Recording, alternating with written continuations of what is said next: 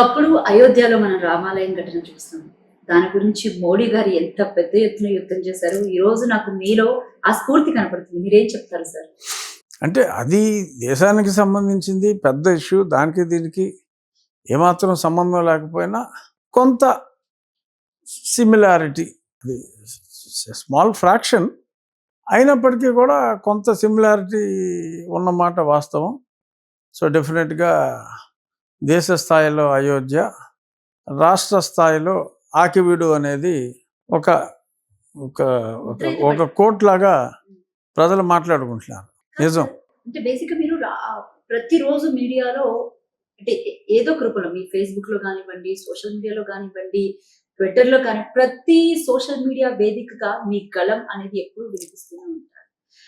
ఇంత ఆవేశంగా మాట్లాడే వ్యక్తికి పాత పాటలు వినే ఒక అలవాటు ఉంది. అలా ఎలా సార్? అంటే ఆవేశానికి ఆ రిలాక్సేషన్‌కి ఎలా సింక్ అవుతుంది ఇక్కడ? అదే కరెక్ట్ సింక్. ఎలా అంటే అదే ఇప్పుడు ఆవేశాన్ని కంట్రోల్ చేసుకోవాలి అంటే అది నా వరకు మ్యూజిక్‌తోనే సాధ్యం. కొన్ని కొన్ని సంఘటనలు చూసి బాధ అనిపిస్తుంది, ఆవేశం వస్తుంది, మాట్లాడతాం. బట్ ఇమ్మీడియట్‌గా అది ఆ ట్రాక్ నుంచి పక్కకి వెళ్ళాలి అంటే చక్కటి పాత సంగీతం. ఎప్పటి నుంచి అలవాటు మీకు?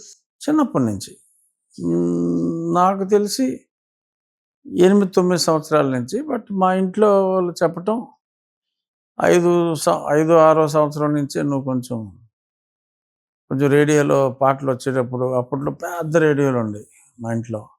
ఆ రేడియో దగ్గర కూర్చునేవాడినని చెప్పారు.